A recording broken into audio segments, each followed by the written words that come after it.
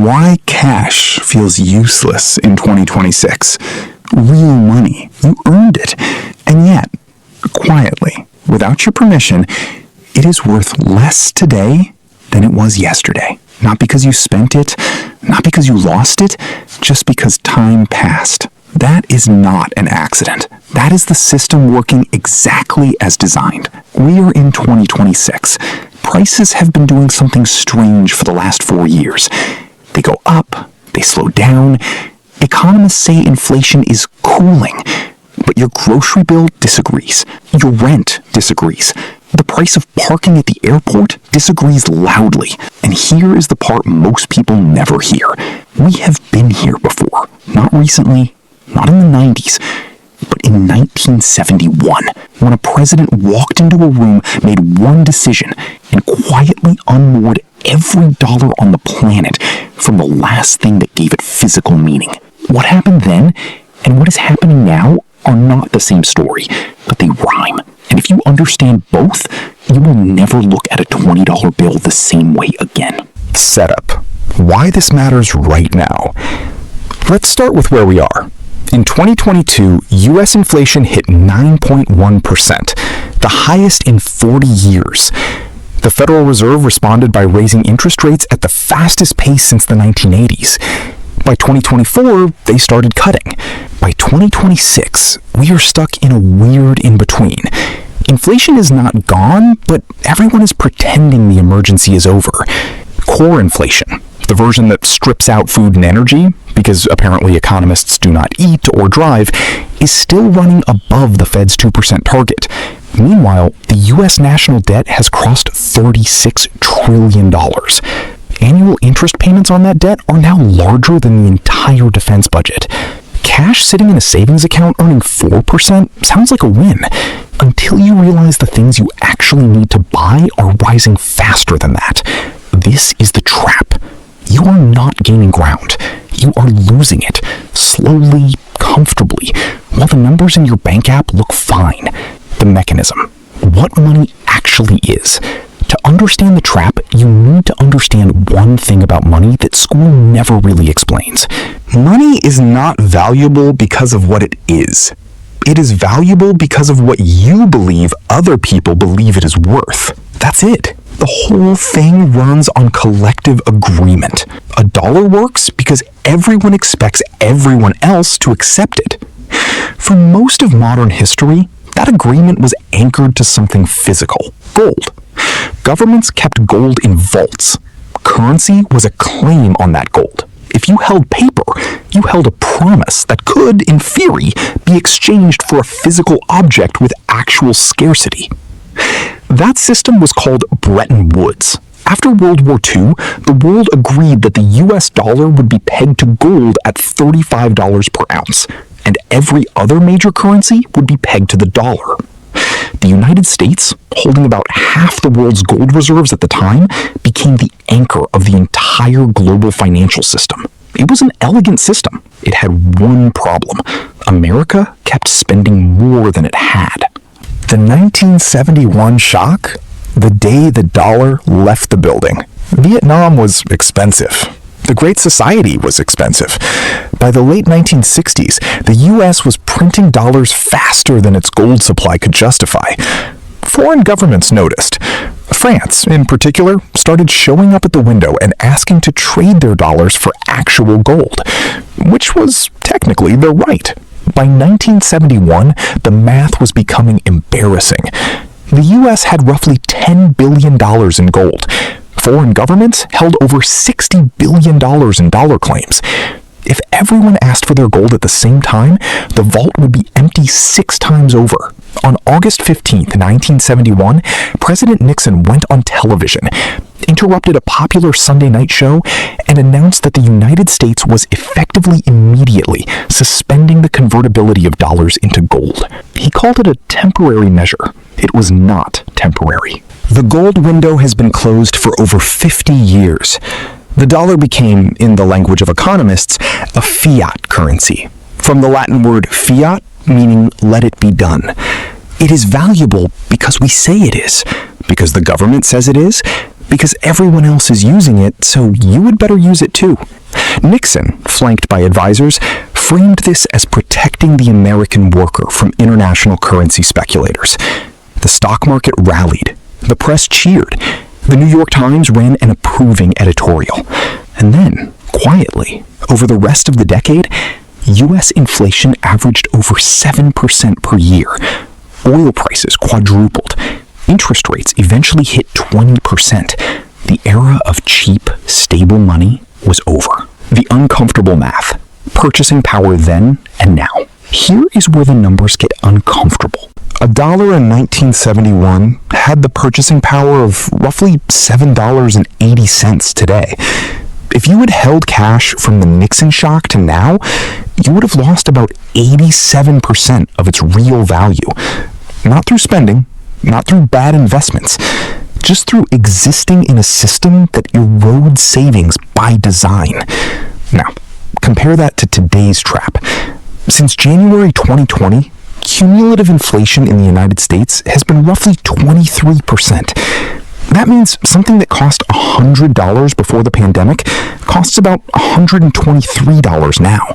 Your wages may have gone up, but if they went up by less than 23% over that period, you were poorer in real terms than you were before COVID. Most wages did not keep up. The mechanism is slightly different from 1971. We did not break from gold again. That already happened. What we did was flood the system with newly created money in 2020 and 2021, roughly $5 to $6 trillion in new fiscal and monetary stimulus, while global supply chains were simultaneously broken.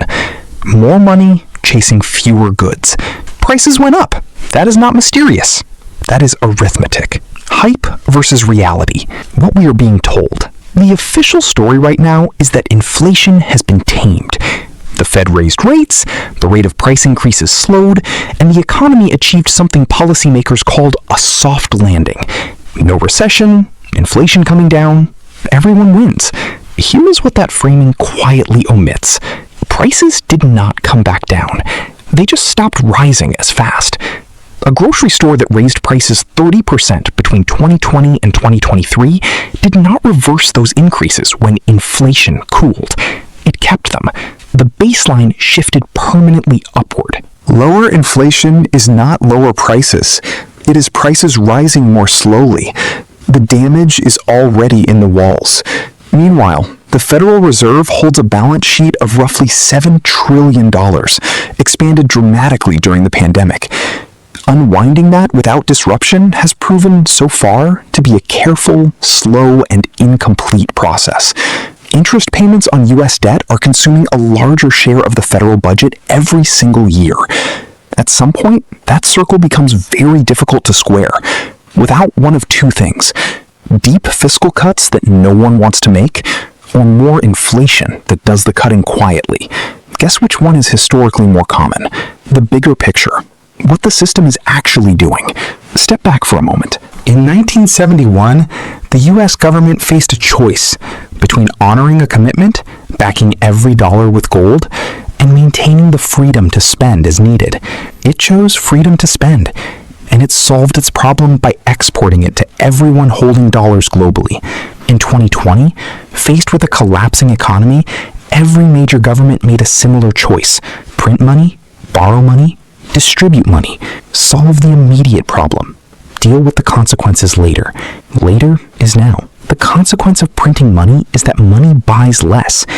The people most protected from that consequence are those who own assets, stocks, real estate, commodities, whose prices rise with inflation. The people most exposed are those who hold cash, earn wages without significant raises, or live on fixed incomes. This is not a conspiracy. It is not even necessarily malicious. It is the structural logic of a system where governments can create money and must manage debt, and where the easiest tool available is the slow, invisible tax of inflation. Inflation does not announce itself. It does not send a bill. It just quietly shows up in the price of eggs, the cost of rent, the number on your electric statement. The 1971 shock was visible. People knew something had changed.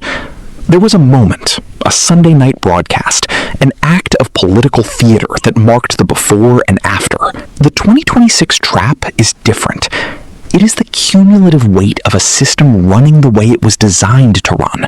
There is no single moment to point to, no villainous decision to blame, just the slow grind of a fiat currency doing what fiat currencies do over time, declining in purchasing power while the assets of the wealthy rise to compensate. Implications. What comes next? There are a few scenarios worth understanding. If the Fed keeps rates elevated to fight the last embers of inflation, it risks breaking something. Over-leveraged businesses, regional banks, housing markets built on cheap debt assumptions.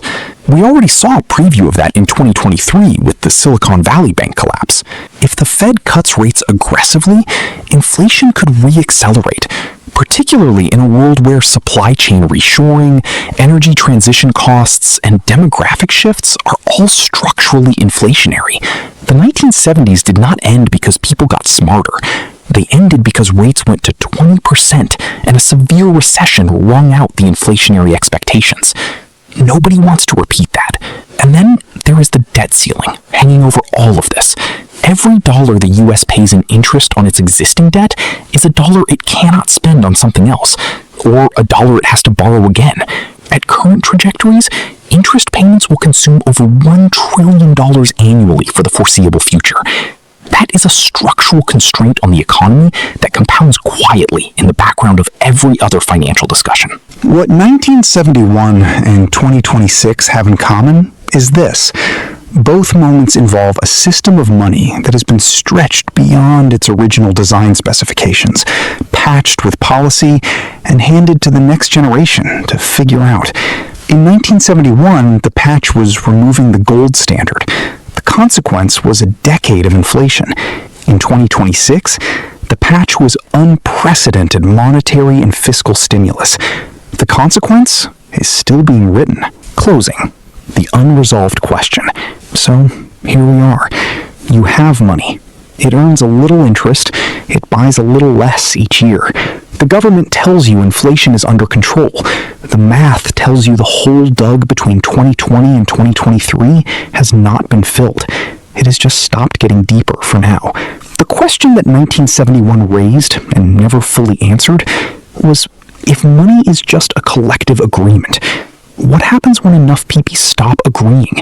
What happens when enough people decide that cash is not a store of value, but a depreciating IOU, issued by an entity with a structural incentive to make it worth less over time? In the 1970s, people bought gold, hard assets, things with physical scarcity. The price of gold went from $35 an ounce in 1971 to over $800 by 1980. Today, people buy real estate, index funds, commodities, and in a development Nixon could not have predicted, digital assets designed specifically to be scarce by mathematical constraint rather than geological accident. Whether any of those bets pay off is a separate question. The deeper question, the one that keeps economists and historians and increasingly ordinary people up at night, is simpler. If the system keeps solving its debt problems by making money worth less, how much less can it get before the agreement breaks? Nobody knows the answer. Not the Fed, not the Treasury, not the economists with the best models and the most confident voices on television. And what you do with that uncertainty is up to you, but at least now you know it is there.